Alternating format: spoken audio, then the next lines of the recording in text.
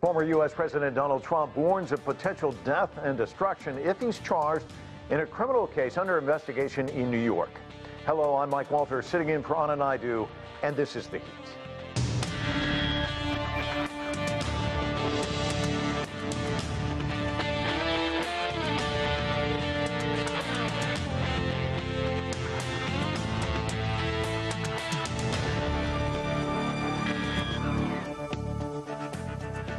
A grand jury in New York is thought to be close to wrapping up its work deciding whether there is probable cause to believe any crimes were committed related to money paid to adult film star Stormy Daniels during the 2016 election cycle. The funds were said to buy her silence about an alleged affair with Donald Trump. Former Trump attorney Michael Cohen says he wrote the check but was reimbursed for the payment after Trump became president in installments he says were fraudulently tagged as legal expenses. Last weekend, Trump took to social media predicting he would be arrested on Tuesday and calling on his supporters to turn out in protest. The arrest did not happen, but now Trump is doubling down with a post on Friday on his social media platform warning of potential death and destruction if he is charged. We have a lot to discuss. Let's bring in our panelists from Los Angeles. Spencer Critchley is a Democratic strategist on the other side of the country here in Washington, D.C., and also on the other side of the aisle. Adolfo Franco is an attorney and Republican strategist. Joseph Williams is a former senior editor for U.S. News and World Report here in D.C. and also here in Washington, D.C. Bruce Fein is a constitutional lawyer. I want to welcome all of you to the show. Adolfo, as we mentioned, Trump's been very busy on his social media platform. Let's put back up what he posted today. It's a lengthy statement, but the big part of this is this warning of potential death and destruction if he's indicted. This, of course, followed another post where he was pictured holding a baseball bat next to the head of the Manhattan District Attorney. What do you read into all of this? Well, I read that somebody who's being persecuted, not prosecuted, is reacting as any human being that would have that sense of persecution. So, this is more of the Trump obsession that I think is actually overblown in this regard. I think there's a lot more going on in the country than this prosecution or persecution, however one wants to call it. We'll see if there's even an indictment. You didn't report on the bump on the road here with Mr. Cohen and other things and cancellations. So who knows if these charges, which were looked at, of course, several years ago and dismissed by federal prosecutors, and we can get into the underlying charges, which are really, if they're going to be felonies, federal, not state charges. This prosecutor ran on getting Donald Trump, which is not much sense of justice. So there are so many different angles to this story. This is the problem in America. There are two Americas. One is Trump derangement syndrome, people trying to persecute the president. And the other is one that many Americans feel, there's a two-tier justice system, weaponization of the system, and this is a consequence of the warnings he's giving. So it is vintage Donald Trump, but I also see him as a human being, and everyone else who would be in this situation, I think, would react similarly. So, Spencer, he's saying it's persecution, but we did hear today that Manhattan DA Alvin Bragg did get a suspicious package. It had white powder in it, had a death threat. Some people are saying, this is also Trump's playbook that he used prior to January 6th. I want to get your reaction. Yes, it's absolutely predictable and certainly not unforeseen by Donald Trump, who by now has racked up quite a lot of experience in inciting violence.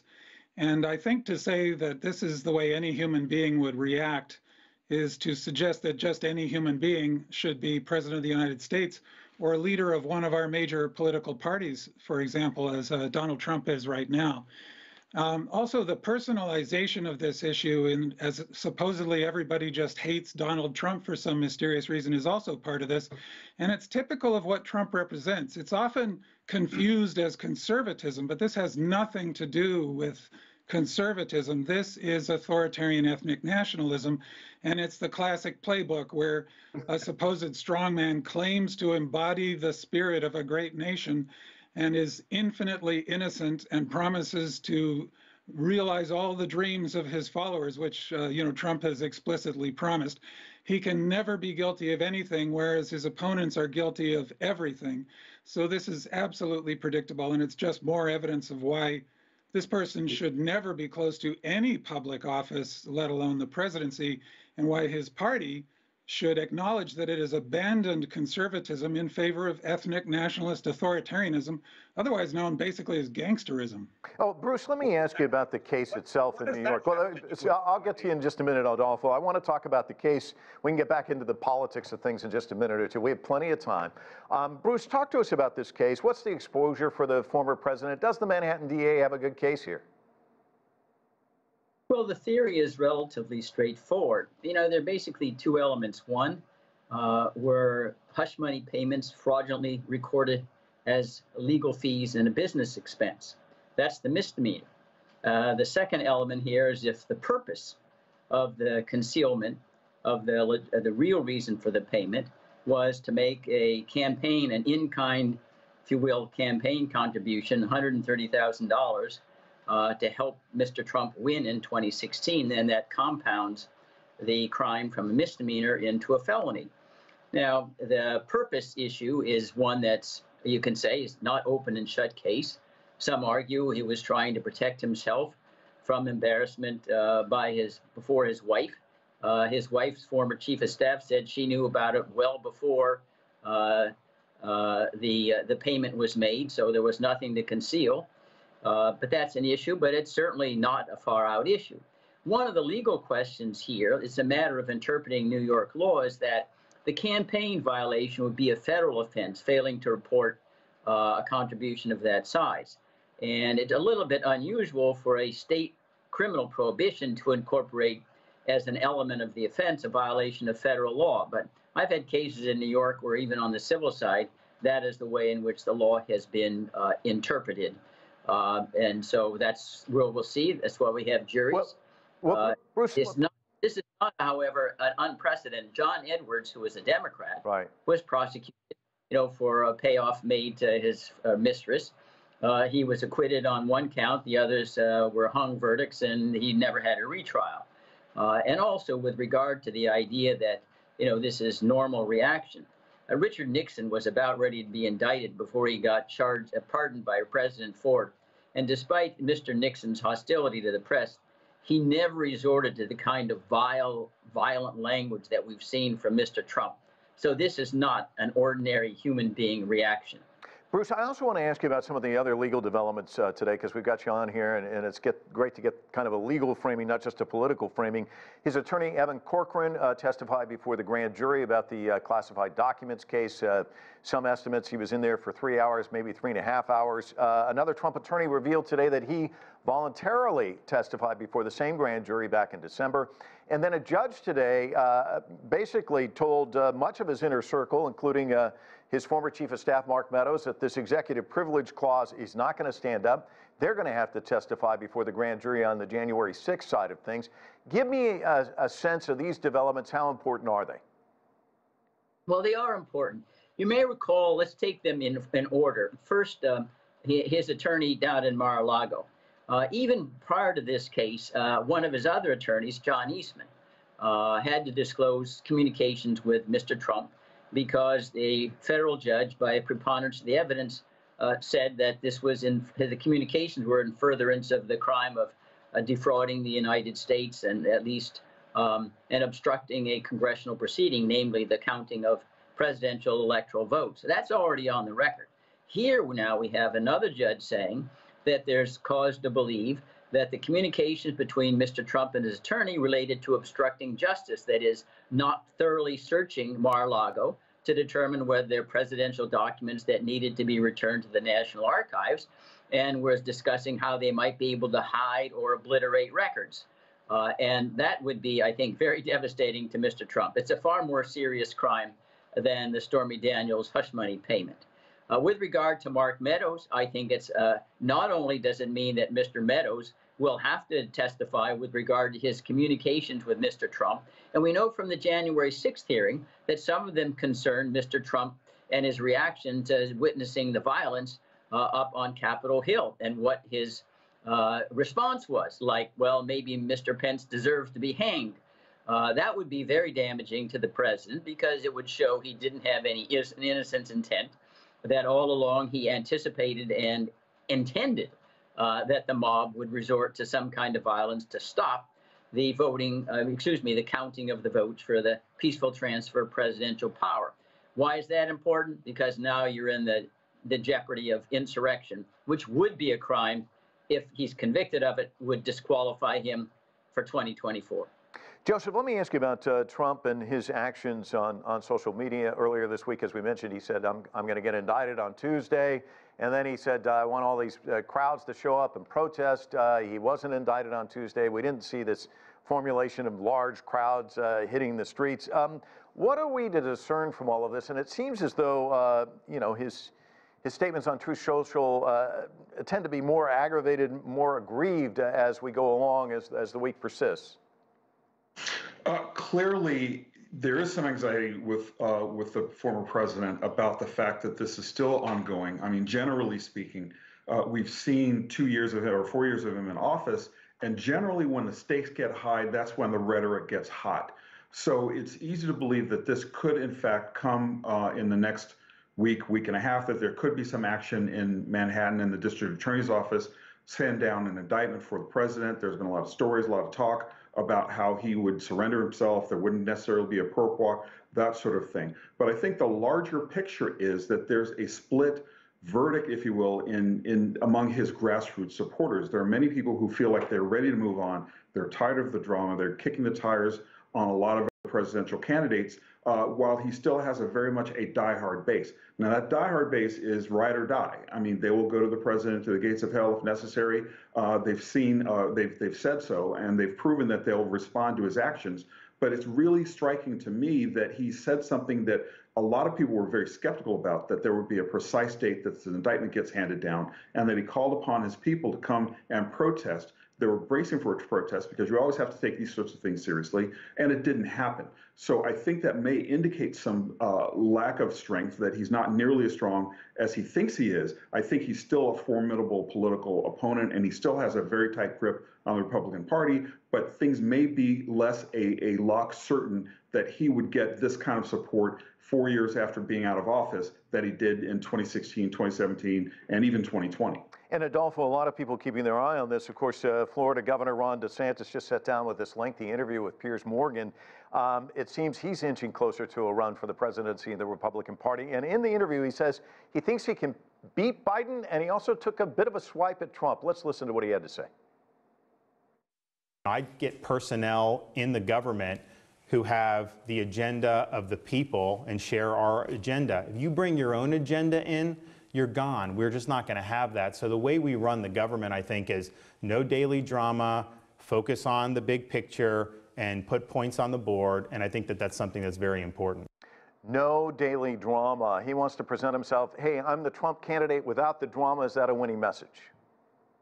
Well, he's running for president, obviously, and he has to distinguish in some way himself from President Trump, or have distinct policies. Virtually all the serious candidates for the nomination are Trump supporters, or support the Trump agenda.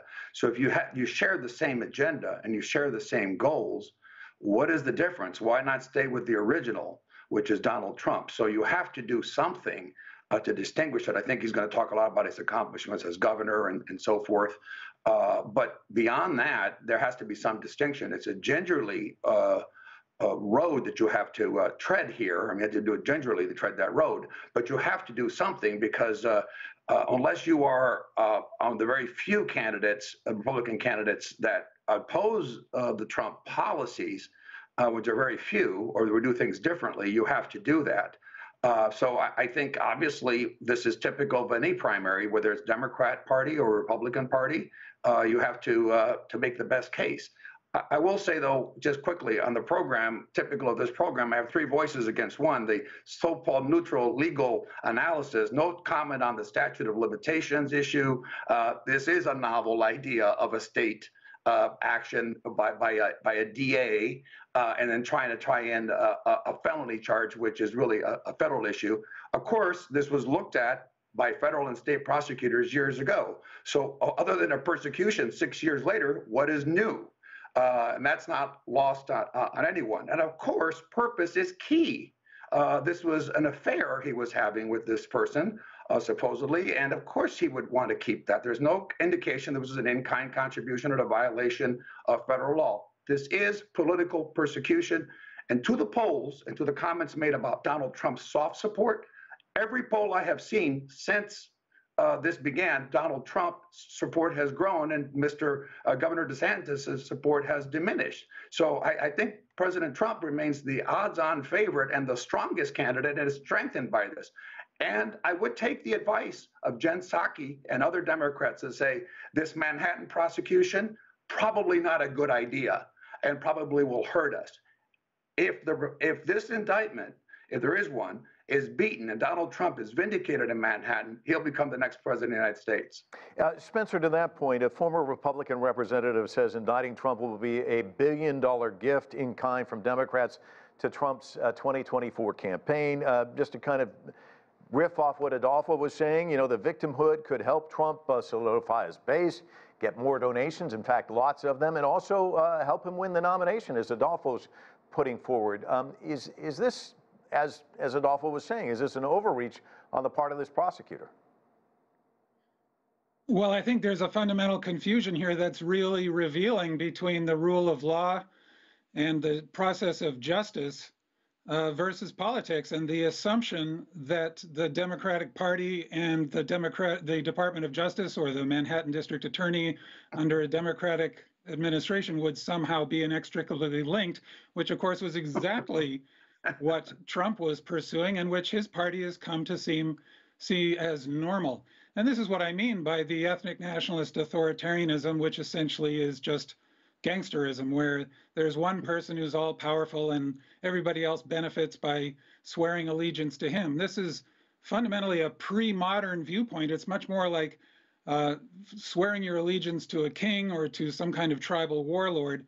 And law doesn't matter, facts don't matter, because the king or the gang leader is essentially the law. It's embodied in his person. And this is exactly the way the Republican Party is behaving today. Trumpian policies is almost a contradiction in terms. The policies don't matter at all. All that matters is power. And the people below Trump are following Trump, following what they perceive to be their advantage if they see through the obvious con game here, or if they don't see through it, people being duped by this claim to appeal to their honestly held values.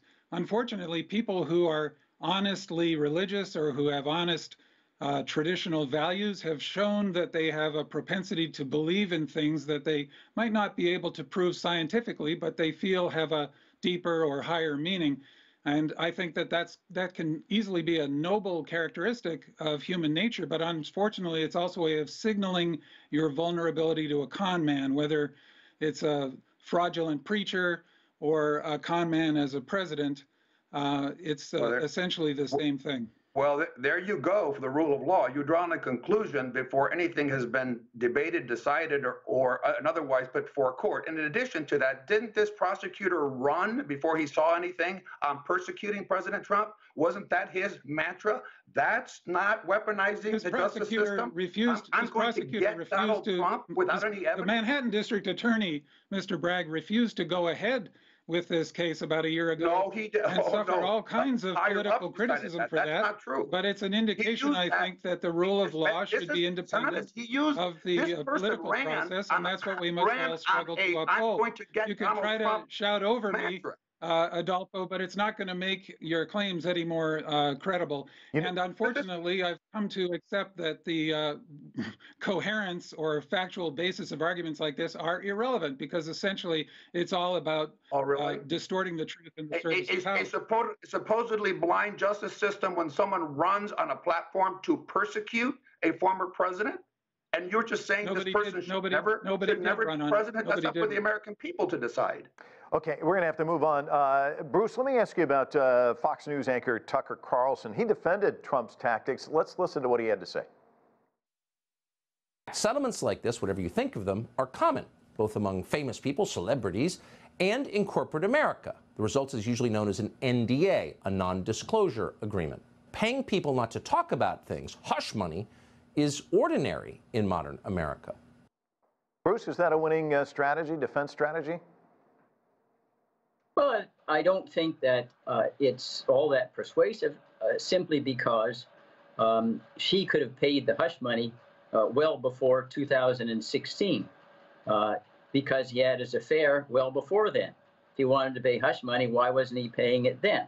It goes back to the timing and inferring what was the purpose of the payoff. And a federal campaign contribution is defined in the law as something of value given for the purpose of influencing the outcome of the election.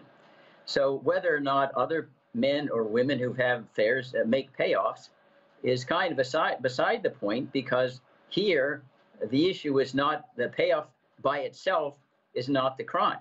It's that in the context of having it for the purpose of influencing the outcome of the election that makes it legally dubious.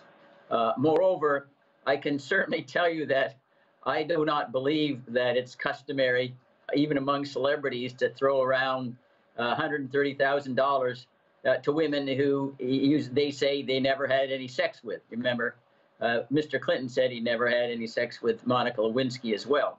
It seems a little bit odd. And lastly, at least with regard to the rule of law, it does seem to me odd that Mr. Trump, if he purports to think he will win the election if he's indicted and acquitted, and he's certain that would happen, why isn't he applauding the Manhattan DA rather than using the most vulgar names and trying to intimidate him from actually moving forward? That is, Mr. Trump appears not to want to have the rule of law go forward with a trial. And I wanted to underscore, Mr. Bragg cannot bring the case by himself. There must be a majority of the member grand jury, the American people, who find probable cause to believe there's a crime. If there's not at least 12 out of the 23, whatever Mr. Bragg wants becomes irrelevant. Joseph, let me ask you about Tucker's description of a modern America, though, where he kind of indicates if you've got a lot of money, you can basically buy anybody's silence. It's kind of a cynical view of America. I want to get your take. Cynical doesn't even begin to describe it. Inaccurate would be another one. I mean, yes, many people may be upset with prosecutors. People who have been charged with a crime absolutely don't want to see the prosecutor follow through on those cases. But very few of them, at least very few criminal defendants that I've ever seen, would want to go on social media and threaten, or at least implicitly threaten, or at least express a desire to do harm to the judge that's trying the case. I mean, not only is that bad form if you're going to be standing in front of that judge at some day, or be facing that prosecutor, it's also on the edge of a crime. I mean, certainly it doesn't veer into that territory. You can say anything you want on social media, but those utterances and those perspectives can be inferred as well. It's not just a one-way street here. So I think that it's not really accurate to say that this is how anybody else would feel in America, particularly if that person expresses innocence. And we also have to keep in mind that this was not anything that came out of thin air. There's a long trail in the media, in the public media, about how this thing came to be, and a lot of it points in a very, very bad direction for Donald Trump. So we just are going to have to wait and see. But I think Tucker Carlson, I mean, dubious to begin to talk about it, especially given the conflict between what he purportedly says in private and what he says on the air about Donald Trump. Yeah, they are somewhat different, we're finding out in this Dominion case. Adolfo, let's talk about the favorability ratings for Trump. I know you're saying he sits very well with Republicans. Right now, his favorability, though, about 41%, 55% unfavorable view of Trump. Are the legal cases going to move the needle one way or the other in your estimation? I think that will improve his chances in terms of Republican voters. I think he will definitely take benefit. All the early indications are that he will. I had some technical problems, so I wasn't able to hear all the other comments, but there was one I wanted to correct, that it isn't up to a prosecutor, it's up to a grand jury. For those of you who haven't gone to law school, 98% of grand jury deliberations when they result in indictment. So the system is set up that you can indict the famous line, ham sandwich. But back to the question about the president's popularity within Republicans, it's clear right now that remains unshaken and in fact strengthened, and I think it will continue to be strengthened. Again, to your earlier questions, I think the challenge for the candidates that will run is why us? And their only hope, frankly, is that some of these things that are beyond Donald Trump's control and their control will result in difficulties for him that that become impossible for him to become the nominee. And of course, that is Spencer's agenda and others that fear President Trump will be the candidate. They fear the American people, frankly, making the decision that Donald Trump should be the next president of the United States. And that is what is most unfortunate in this entire process. It's very clear that these things were looked at 6 years ago. What is different, again, other than a persecution? Lastly, the most important thing is Joe Biden. He's at 37% today. He's an extremely unpopular president, and that is going to be the deciding factor, I think, in 22 to say the strongest candidate is probably Donald Trump to defeat Biden. Okay, Bruce, let me ask you, you used to work in the Justice Department, so you know the thinking inside there, how decisions are made. Latest federal cases moving forward on him. We are also hearing that Mike Pence advisors are saying that they really feel like he's going to have to end up testifying before a federal grand jury as well. Give us a sense of what this means in terms of when these, you know, we're talking about Mark Meadows, we're talking about Mike Pence. How long before these cases kind of wind their way through, and how quickly can the Justice Department move on perhaps indictments in the federal cases? Well, you can move as rapidly as you want your resources, and they obviously need grand jury as well. But I think probably my experience, especially at something as high level like this, I had experience with issues concerning President Nixon. They want to dot all I's, cross the T's. You know, this is the first time with the testimony from Meadows, Mike Pence, and others at the high level, the equivalent of what we would call Haldeman, Ehrlichman, Mitchell, and John Dean in Watergate investigation.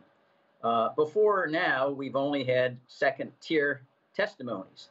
And these are the people who had direct communications with the president, especially Mr. Pence, perhaps 5 or 6 conversations in which we can infer from Mr. Pence's statements there was browbeating by Mr.